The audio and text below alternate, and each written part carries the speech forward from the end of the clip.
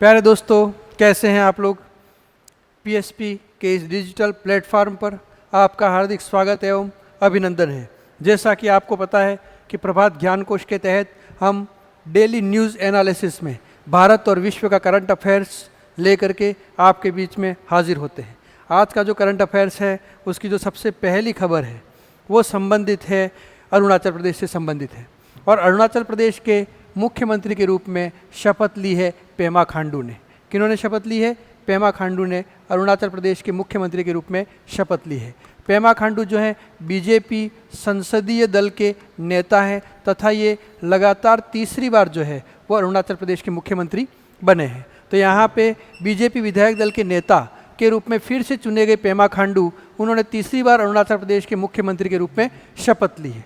ठीक है, अब उनको शपथ जो है वो किसने दिलवाई है, इस चीज़ को जब हम लोग यहाँ पर देखते हैं तो यहाँ पर राज्यपाल और लेफ्टिनेंट गवर्नर, जिनका नाम क्या है के.टी. परनायक, उन्होंने उनको शपथ दिलाई है। उसके बाद में अगर अपन लोग देखें तो अरुणाचल प्रदेश की बात करें तो अरुणाचल प्रदेश में वर्तमान में बीजेपी के जो अध्यक्ष हैं उनका नाम क्या है, बियूराम वाघे, है ना। क्योंकि भारतीय जनता पार्टी के जो अरुणाचल प्रदेश के अध्यक्ष हैं उनका नाम है बियूराम वाघे तथा इन्होंने इनके मंत्रिमंडल में 12 मंत्रियों ने शपथ ली है। उसमें अकेली महिला मंत्री जो हैं उनका नाम क्या है, दासंगलु पुलू, है ना। तो अकेली महिला मंत्री का नाम क्या है, तो महिला मंत्री जो 12 मंत्रिमंडल के 12 लोगों ने शपथ ली है उसमें महिला मंत्री का नाम क्या है, तो महिला मंत्री का नाम है दासंगलु पुलू। क्या नाम है इनका, दासंगलु पुलू, ये महिला मंत्री है। ठीक है, दासंगलु पुलू ये महिला मंत्री हैं और इन्होंने जो है वो मंत्रिमंडल में शपथ ली है। तो यहाँ जब अपन लोग देखते हैं तो अभी जो चुनाव हुए हैं उसमें अरुणाचल प्रदेश में कितने सदस्यीय विधानसभा है, 60 सदस्यीय। और उस 60 सदस्यीय विधानसभा में भारतीय जनता पार्टी ने 46 सीटें जीती है। कितनी सीटें जीती हैं, 46 सीटें जीत करके और फिर पूर्ण बहुमत की सरकार जो है पेमा खांडू ने बनाई है। और पेमा खांडू जो हैं वो लगातार तीसरी बार जो है वो राज्य के मुख्यमंत्री बने हैं। ठीक है, तो ये हमारी आज की एक महत्वपूर्ण खबर थी। उसके बाद में फिर हम लोग जो है बात करते हैं जियो प्लेटफॉर्म्स और SES इंटरनेट सेवा, है ना। तो रिलायंस इंडस्ट्री का एक प्लेटफॉर्म है, उसका नाम क्या है, जियो प्लेटफॉर्म, और उसने लग्जमबर्ग के SES के बीच में गीगाबिट फाइबर इंटरनेट प्रदान करने के लिए एक संयुक्त उद्यम पर हस्ताक्षर किए, जिसके तहत वहाँ उपग्रहों का संचालन करने के लिए भारतीय अंतरिक्ष नियामक से मंजूरी मिल गई है ना। तो जियो प्लेटफॉर्म और SES इंटरनेट सेवा संयुक्त उद्यम को उपग्रहों को संचालन करने की अनुमति मिली है और वो अनुमति किसके द्वारा प्राप्त हुई है, भारतीय अंतरिक्ष नियामक ने उसको मंजूरी प्रदान कर दी है। तो इस रिलेटेड प्रश्न की अगर हम लोग बात करें तो जियो प्लेटफॉर्म जो कि रिलायंस इंडस्ट्री से संबंधित है और लग्जमबर्ग जो है वहाँ का SES, है ना। तो SES इंटरनेट सेवा, उनके बीच में संयुक्त उद्यम का क्या नाम है जिसे देश में उपग्रहों के संचालन के लिए इन स्पेस से मंजूरी मिल गई है, तो उसका नाम क्या है, ऑर्बिट कनेक्ट इंडिया। क्या नाम है उसका, इसका नाम है ऑर्बिट कनेक्ट इंडिया।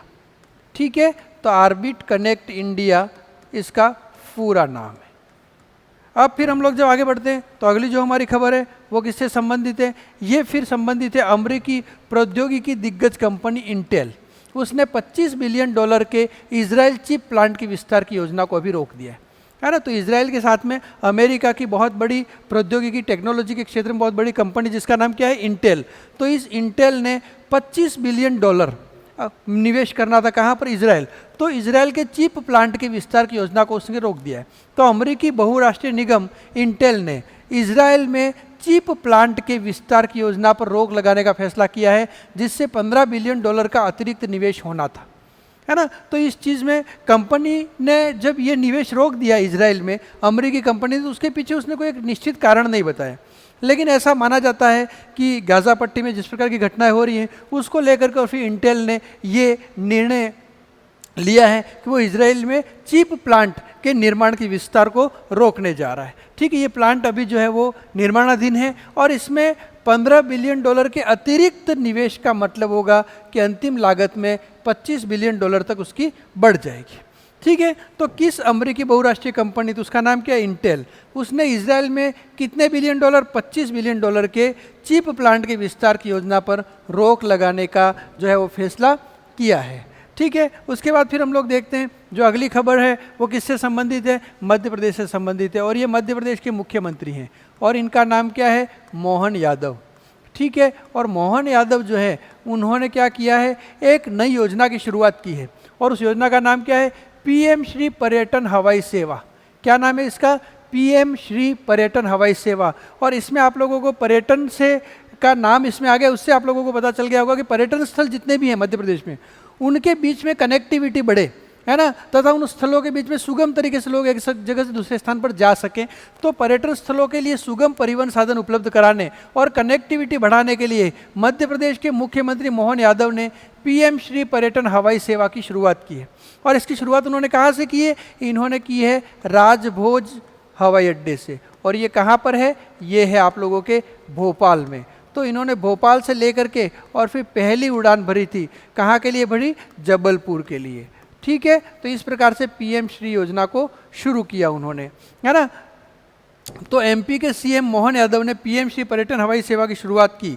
इसी संदर्भ में इस सेवा का निजी भागीदार कौन है, तो इसका निजी भागीदार कौन है, जेटसवे एविएशन प्राइवेट लिमिटेड, है ना। तो इसका जो निजी भागीदार है उसका नाम क्या है, जेटसर्व एविएशन प्राइवेट लिमिटेड, एक निजी क्षेत्र की कंपनी है। इसके साथ में जो सार्वजनिक निजी भागीदारी यानी public private partnership PPP model के तहत जो राज्य में ये पीएम श्री पर्यटन हवाई सेवा की शुरुआत की गई है। तो इसमें जो निजी भागीदारी है, क्योंकि पब्लिक और प्राइवेट दोनों का कॉम्बिनेशन है, तो पब्लिक प्राइवेट पार्टनरशिप के तहत ये किया है सरकार ने। तो इसमें कौन सी कंपनी निजी क्षेत्र की, तो निजी क्षेत्र की कंपनी का क्या नाम है, जेटसर्व एविएशन प्राइवेट लिमिटेड। क्या नाम है उसका, जेटसर्व एविएशन प्राइवेट लिमिटेड इसका नाम है।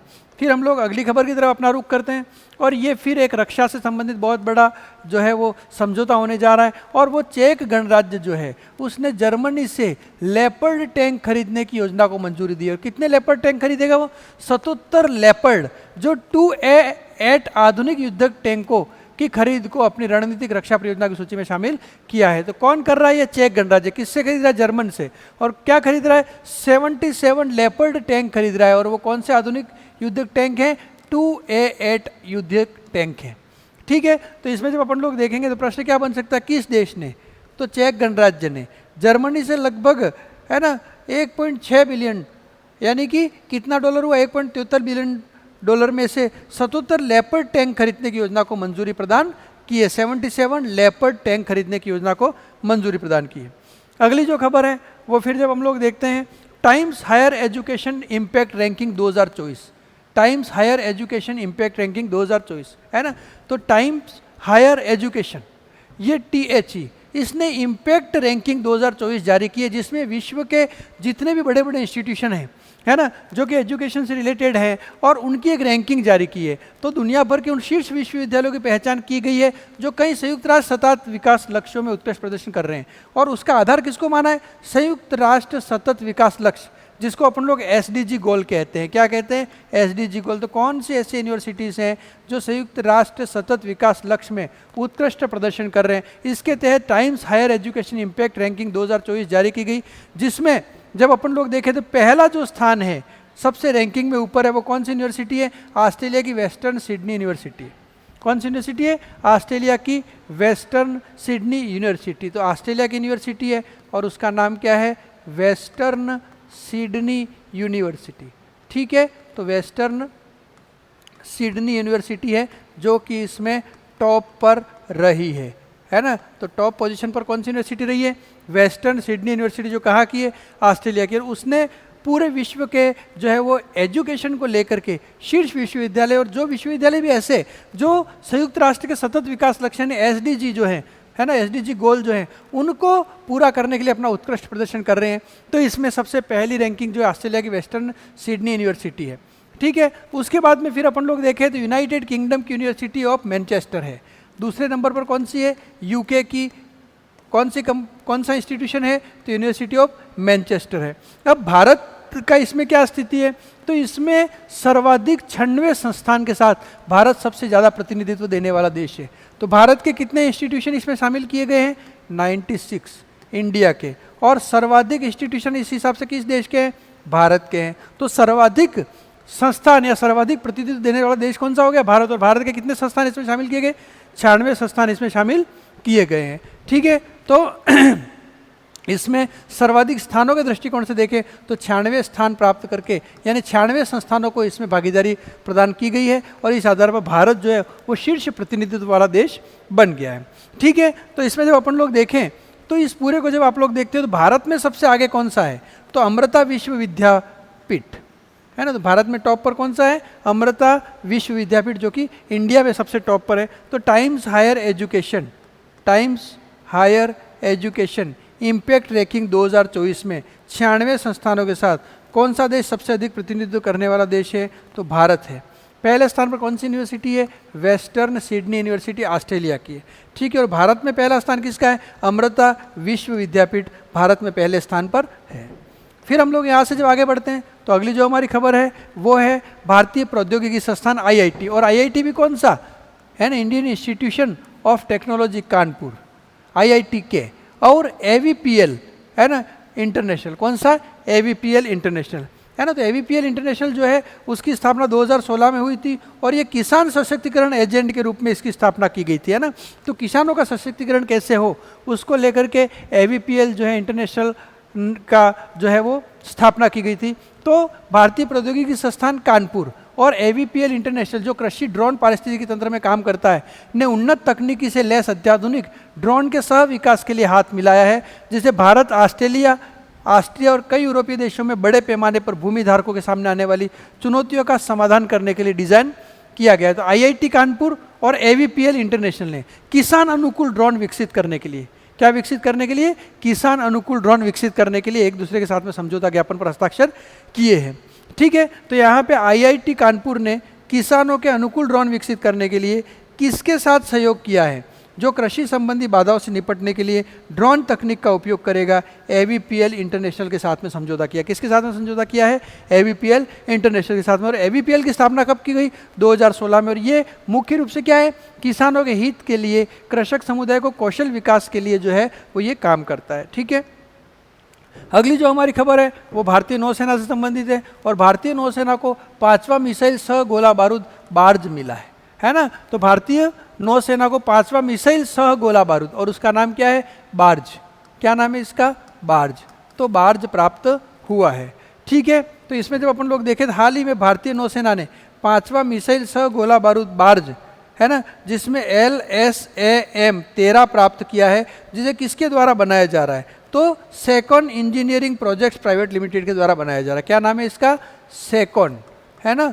तो सेकॉन इंजीनियरिंग प्रोजेक्ट्स प्राइवेट लिमिटेड के द्वारा इसका निर्माण किया जा रहा है। अगली जो हमारी खबर है वो किससे संबंधित है, SBI कैप वेंचर्स लिमिटेड है ना। तो SBI यानी स्टेट बैंक ऑफ इंडिया। तो SBI कैप वेंचर्स लिमिटेड ने किसको अपना MD और CEO नियुक्त किया है, तो उनका नाम क्या है, प्रेम प्रभाकर है ना। तो प्रेम प्रभाकर को अपना MD और CEO नियुक्त किया है। किसने नियुक्त किया है, SBI कैप वेंचर्स लिमिटेड ने। तो SBI cap ventures limited SVL ने किसे नया प्रबंध निदेशक और मुख्य कार्यकारी अधिकारी नियुक्त करने की घोषणा की है, तो उसका नाम क्या है, प्रेम प्रभाकर। फिर हम लोग जब आगे देखते हैं तो ये खबर बांग्लादेश से रिलेटेड है और ये व्यक्ति जो आप लोगों को यहाँ पर जो दिख रहा है ना, इनका नाम है लेफ्टिनेंट जनरल वाकर उज जमान। क्या नाम है इनका, वाकर उज जमान है ना। और वाकर उज जमान जो है इनको भी बांग्लादेश में एक बहुत ही बड़ी जिम्मेदारी मिली है। और वो जिम्मेदारी क्या है, तो लेफ्टिनेंट जनरल वाकर उज जमान को 23 जून से प्रभावित 3 साल के कार्यकाल के लिए बांग्लादेश सेना का प्रमुख नियुक्त किया गया है ना। तो 3 साल के लिए बांग्लादेश सेना का प्रमुख किसे नियुक्त किया गया है, किसे नियुक्त किया गया है, इनका नाम है वाकर उज जमान। तो वाकर उज जमान जो है वो कहाँ के सेना प्रमुख हैं, तो ये सेना प्रमुख है आपके बांग्लादेश के सेना प्रमुख। ठीक है, तो वर्तमान में वो बांग्लादेशी सेना के चीफ ऑफ जनरल स्टाफ के रूप में कार्यरत है। किसके रूप में कार्यरत है, चीफ ऑफ जनरल स्टाफ के रूप में कार्यरत हैं। इनको भी पदोन्नत किया गया है और उसके बाद फिर वो जो है वो सेना प्रमुख बन जाएंगे। 23 जून से 3 साल के कार्यकाल के लिए बांग्लादेश सेना का प्रमुख किसे नियुक्त किया गया है, लेफ्टिनेंट जनरल वाकर उज जमान को नियुक्त किया गया है। ठीक है, बांग्लादेश की राजधानी ढाका है, वहाँ का मुद्रा बांग्लादेशी टका है तथा अभी वहाँ के प्रधानमंत्री का नाम क्या है, शेख हसीना है। ठीक है, इस प्रकार से आज का जो करंट अफेयर्स है, जिसमें भारत और विश्व की मुख्य खबरें आपके सामने हमने यहाँ पर प्रस्तुत की है। उम्मीद है हमारी आपको ये क्लास निरंतर आपके लिए लाभदायक साबित होती रही होगी। आप सभी लोगों को बहुत बहुत धन्यवाद, आभार, शुक्रिया।